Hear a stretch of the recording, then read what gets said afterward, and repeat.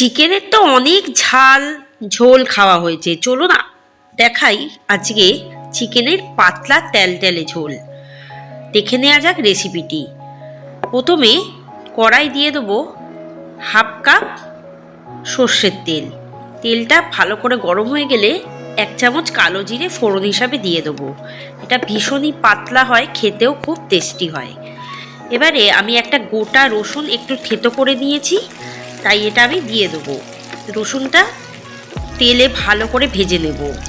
এরপর আমি একটু কাঁচা লঙ্কা, 5-6টা মতো কাঁচা লঙ্কা, পরিমাণ মতো আদা সেটাও থেতো করে নিয়েছি, সেটাও দিয়ে দেবো। দিয়ে ভালো করে ভেজে নেবো। আর দিয়ে দেবো 2টো টমেটো, এটাও ভালো করে ভেজে নেব। এরপর দিয়ে দেবো 1 চামচ লবণ, আর 1 চামচ গোলমরিচ গুঁড়ো, 1 চামচ হলুদ গুঁড়ো দিয়ে ভালো করে মশলাগুলো কষিয়ে নেব। এরপর দিয়ে দেবো 300 গ্রাম চিকেন। চিকেনটাকেও ভালো করে এই মশলার সাথে কষিয়ে নেব।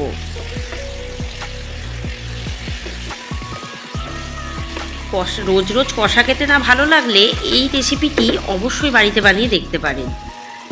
এবারে দিয়ে দেবো 1 চামচ চিনি, একটু স্বাদটাকে ব্যালেন্স করার জন্য দিলাম। দিয়ে ভালো করে কষিয়ে নেবো। দেখুন মাংসের কালারটা কিন্তু প্রায় চেঞ্জ হয়ে গেছে কষতে কষতে। এরপর দিয়ে দেবো 1 কাপ উষম গরম জল,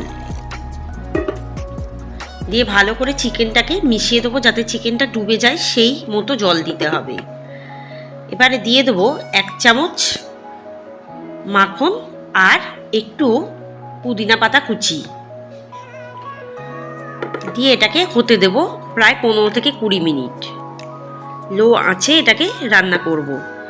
এবারে ঢাকা দিয়ে রেখে দেবো প্রায় 10 মিনিট। 10 মিনিট পর ঢাকাটা খুলবো, একটু উল্টে পাল্টে দেবো যাতে চিকেনটা খুব ভালো করে সেদ্ধ হয় দুদিকেই। আবারও 10 মিনিটের জন্য ঢাকা দিয়ে রাখলাম। 10 মিনিট পর ঢাকাটা খুলবো। দেখুন মাংসটা কিন্তু প্রায় সেদ্ধ হয়ে গেছে। এবার ঝোলটাকে আরেকটু আমাকে মাখা মাখা করতে হবে, খুব বেশি এতে ঝোল থাকবে না, তাহলে টেস্টটা ভালো হবে না। এবারে 15 মিনিট আমি ভাপে ঢাকা দিয়ে রেখে দেবো। 15 মিনিট পর ঢাকাটা খুলবো। দেখুন একদম কিন্তু আমার চিকেনের তেলতেলে ঝোল রেডি হয়ে গেছে। এবার জাস্ট নামিয়ে গরম গরম ভাতের পাতে সার্ভ করে দেবো।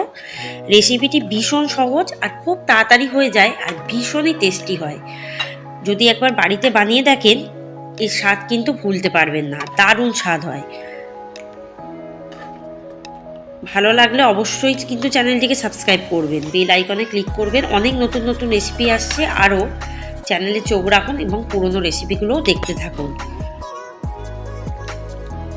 আজকের রেসিপি তবে এখানেই সমাপ্ত হলো। ধন্যবাদ। আর আপনাদের কমেন্টের আশায় থাকবো, তাই রেসিপিটি ঝটপট বাড়িতে বানিয়ে দেবেন আর আমাকে কমেন্টে জানাবেন। আর যদি কোনো রেসিপি আপনারা দেখতে চান তাহলে আমাকে কমেন্টে লিখে দেবেন। ধন্যবাদ।